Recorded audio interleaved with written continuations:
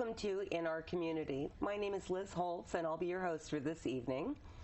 Our guest tonight is Cristine Mincheff, and Cristine is here to tell us a little bit about a group that she's a member of, the Third Order of the Society of St. Francis of Assisi. Welcome, Cristine. Thank you. How are you today? Pretty good. Great.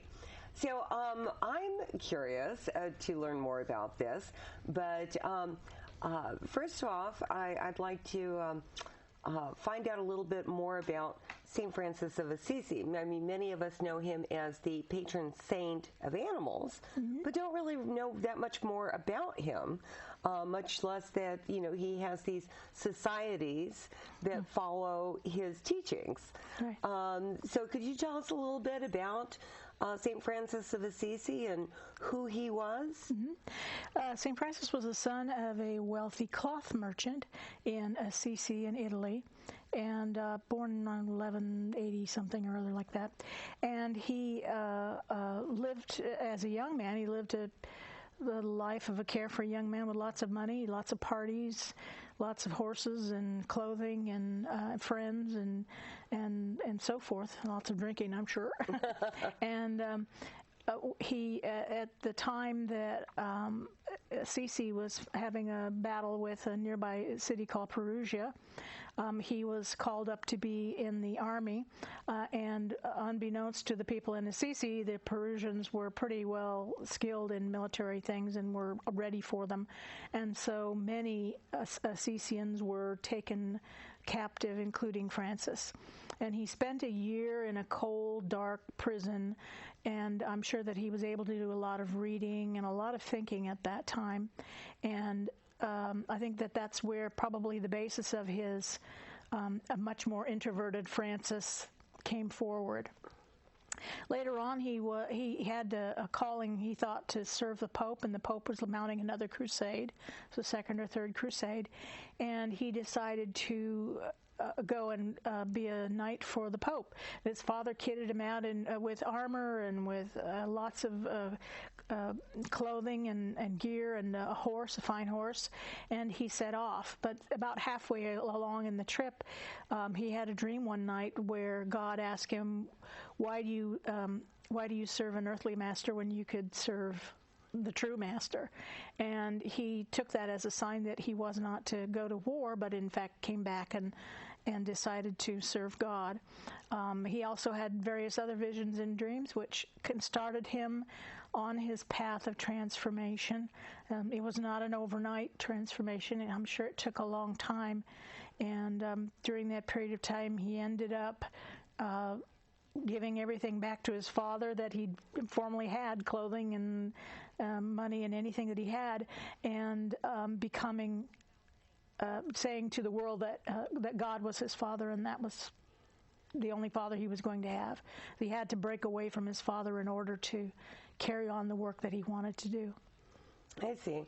And at the time, now, this particular group is part of the Anglican Church. So this is not part of the Catholic Church. It's part of the Anglican Church, which was the Church of England that broke away from the Catholic Church. Right. But they also still serve the Pope. And of course, during the times you were talking about, the church was a huge, powerful entity, basically ruling the rulers of the world, as well as all the lands and things like that. Pretty much, whatever the Pope said went, and there was a lot of dealings with marriages for treaties and things like that. So how did the church react when basically Francis of Assisi kind of wanted to make changes? I think that he had a very, very fine line to walk. He had to be very careful. Religious organizations at the time, religious orders in the Catholic Church tended to see daily life as being unclean and a part that they wanted to deny. And so they had monasteries and convents and so forth in order to get away, in order to wall themselves off, to isolate themselves from daily life. And Francis viewed following Christ, which was his most important feeling. He wanted everyone to follow Christ as being in the world, not apart from the world. And so he, rather than closing himself up and taking a lot of money and building a fancy place to live, he actually became a beggar for Christ, basically. He begged for his food, and if they said, well, yes, you can have some, but you have to, shovel some hay or something, then he would do that. And in this preaching all the time to whoever would listen. And I think the legend with the animals comes from the fact that he often practiced his sermons in front of the animals, and I'm sure that was a very endearing characteristic. But certainly Francis' whole idea was that he loved all of creation, because all of creation is God's gift to us, not just the ability to think and to live in a monastery, but all of creation. So the group that you're with is the Third Order of the Society of St. Francis of Assisi. So what are the other two orders? Okay.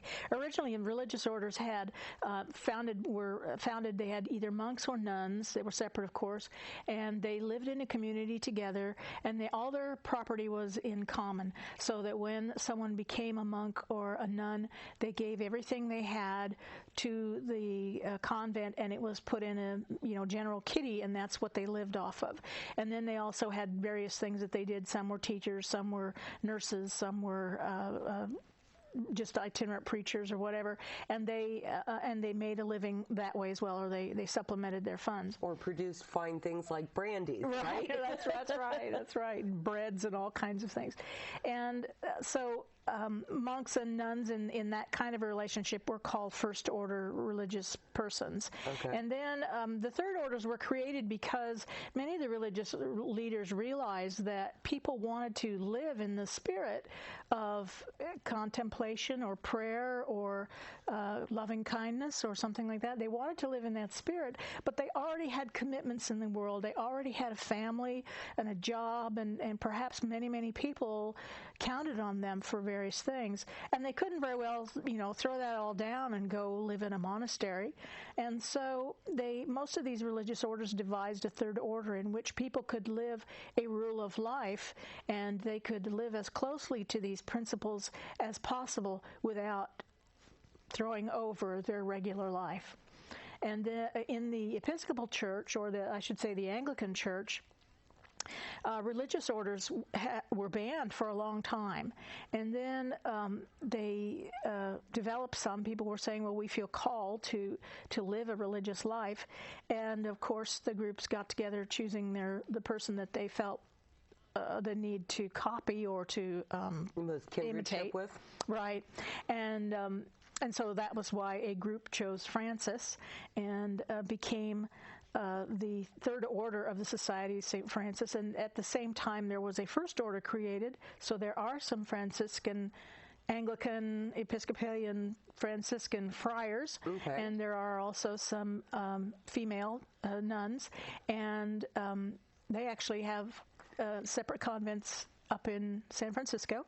And then there are many third order groups all over the world. Okay. And then what is the second order? The second order in the case of Francis, St. Francis, was an order started by St. Clare. Clare was a contemporary of Francis, and they feel that she was possibly even a friend of his. She wanted to become a Franciscan. She wanted to follow Francis. But the Pope and most of the powers that be at the time said, well, you are a fine young noblewoman. There's no way you'll survive on the streets trying to beg. You won't be pretty. It won't go nice. And so they insisted that she become a part of a cloistered order.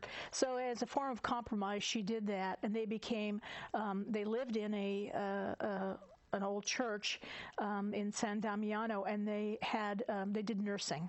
And then contemplative stuff, prayer as well. So kind of what we would modernly call like an outreach program. Yes, yes.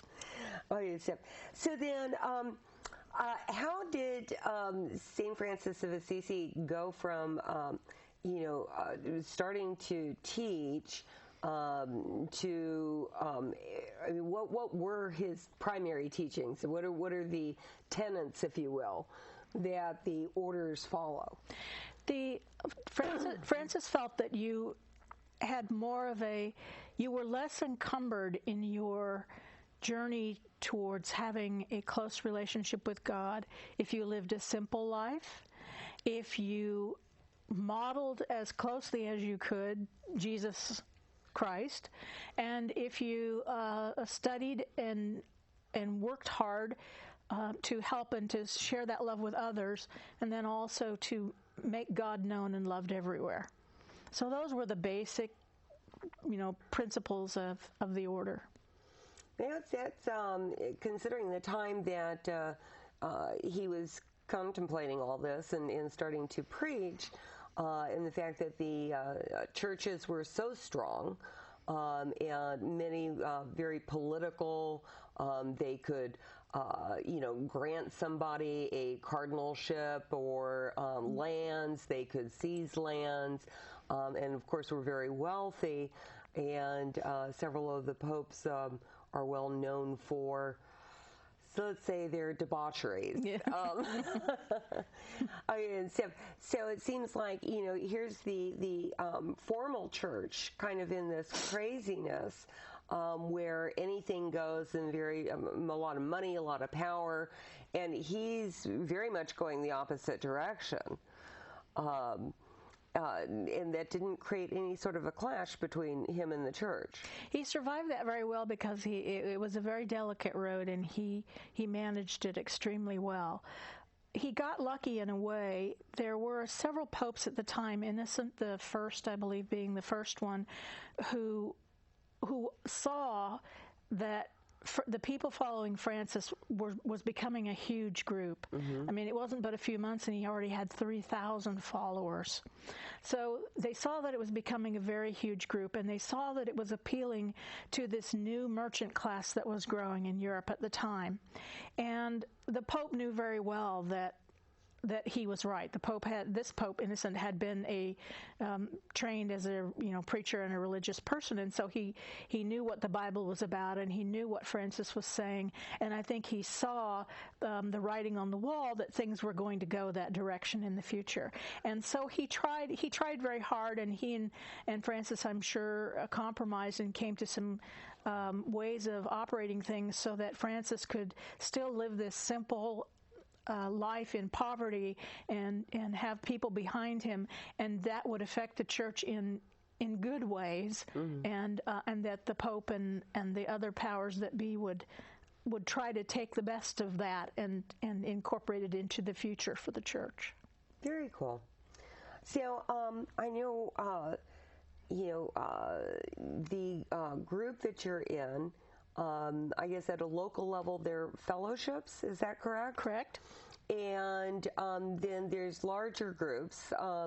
So can you tell us a little bit about how that breaks down? Sure. The hierarchy within the, I guess it's not really a church because it's a segment of the church. Right.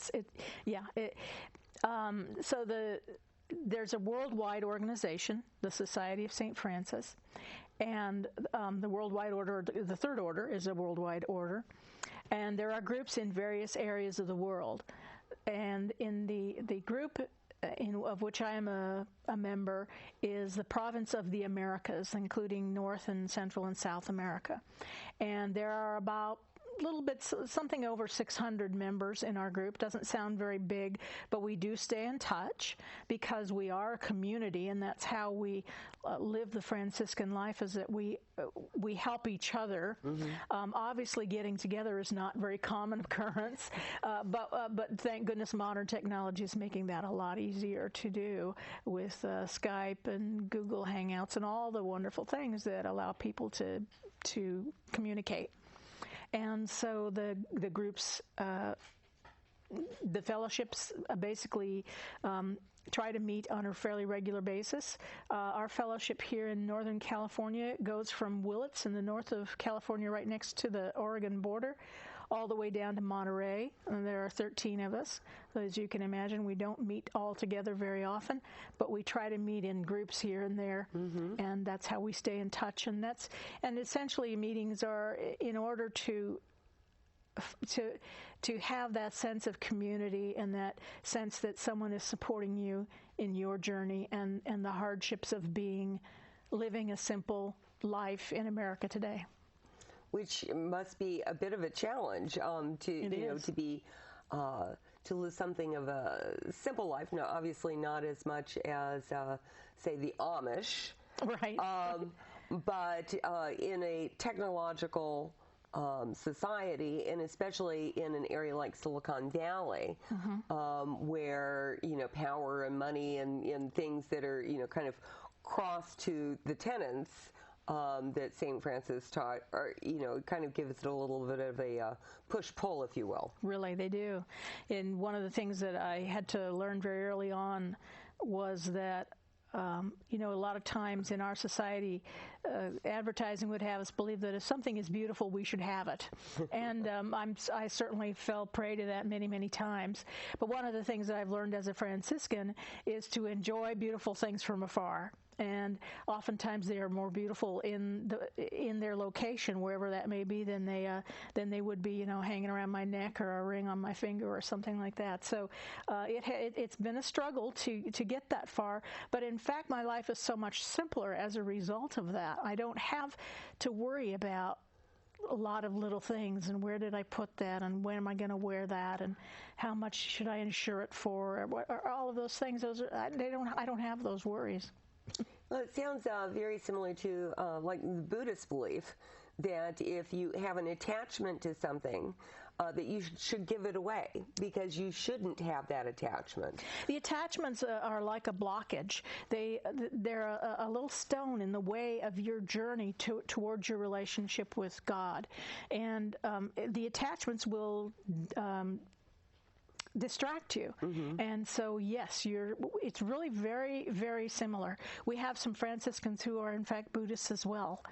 And we just had a weekend discussing that, in fact, one of our retreats.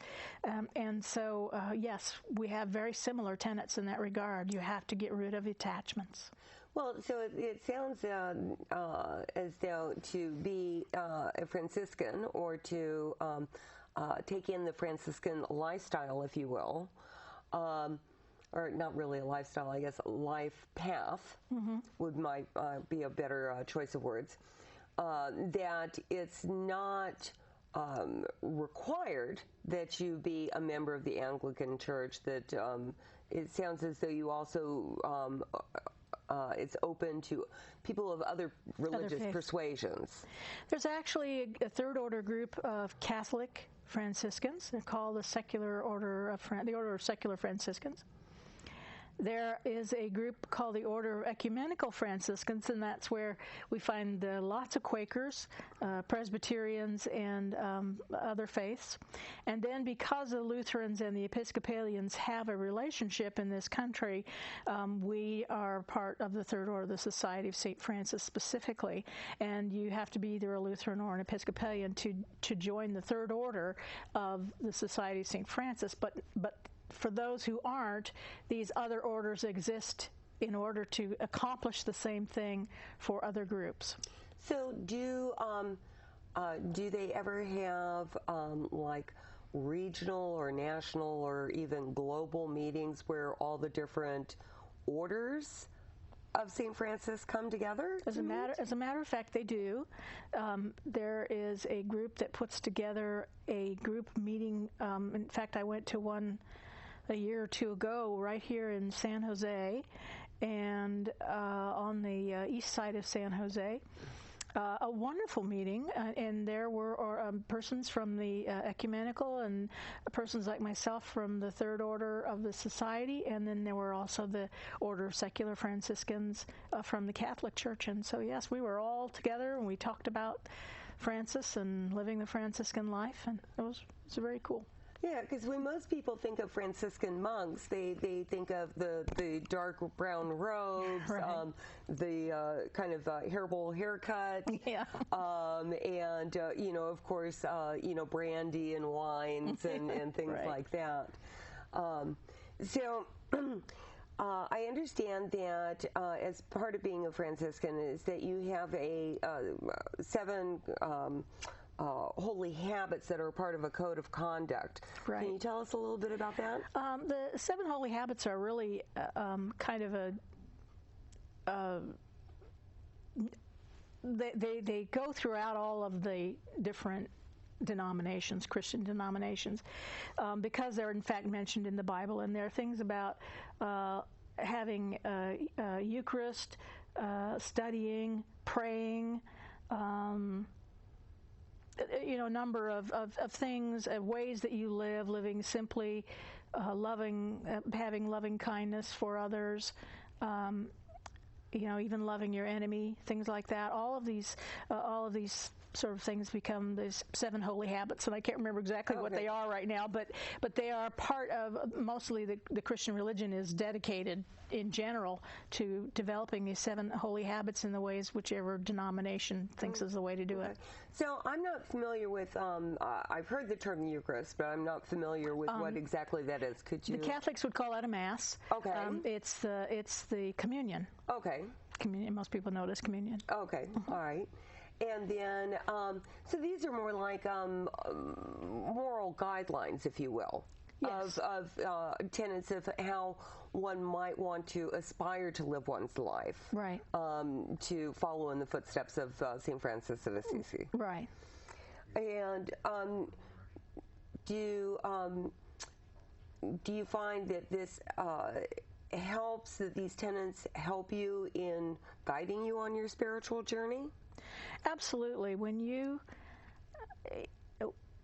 what I learned as part of, in the beginning, as part of my formation, you're really in formation your whole life, but was that prayer is like a conversation with God. Sometimes it even involves complete silence. And it's being open to what God has to say to you. And so that became that was a trick to develop that ability to listen, and it's something that I have to practice on a regular basis. So prayer becomes very important, and like I say, it's a conversation with God, and it's listening to God, and He listens to you too. So it's a great very personal thing between you and God. So prayer is part of my life.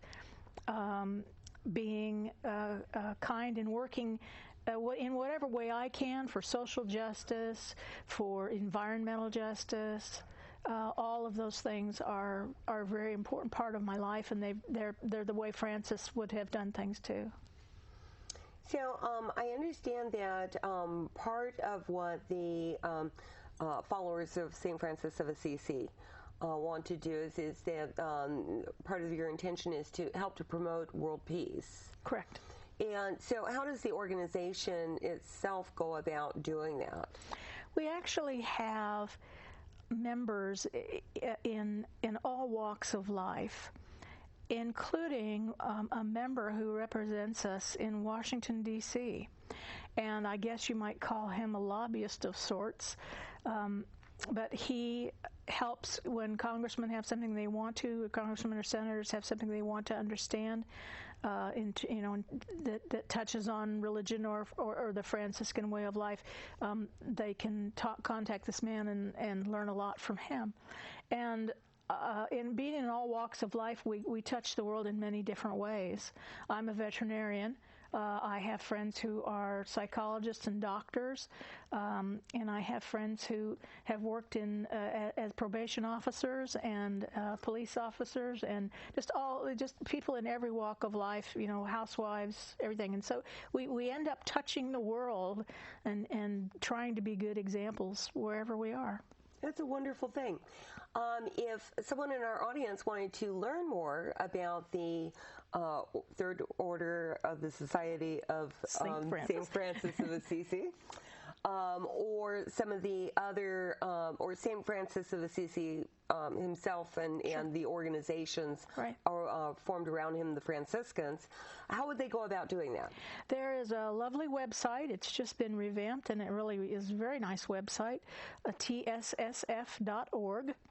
And all the information can be found on there on how to contact someone if they were going to go that far and be that interested.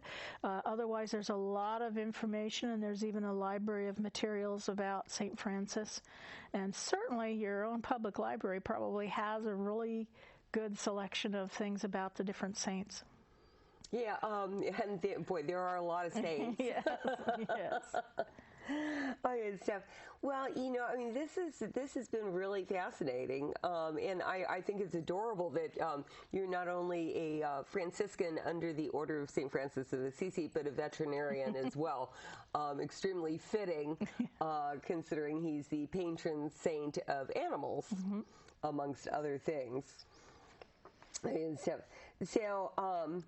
you know, I think you said basically, you know, the things that they want you to, you know, that the society wants to spread is they want to make sure that God was known and loved by everyone, that you want to spread the spirit of love and harmony, and that living simply was a good way of life. Words of wisdom. Christine, I would love to thank you so much for this evening. You have been tremendous. Thank you. And very informational. And I hope that our viewers will take an interest in this and check it out and find out some more about your organization. Super. I hope they do too. So, again, the website was www.tssf.org. Okay. And what does the Society of St. Francis, so tssf.org. Right. All right, wonderful. And you also have a group in San Jose as well. We don't. We just, there's some people. Okay. Yeah. All right. So our viewers can check that out. Right. All right. Well, wonderful. And do you have any last words of advice for our viewers? For those who are seeking the spiritual life, check out a religious order. You may be called to that. That's good words of wisdom. Thank you so much. Thank you.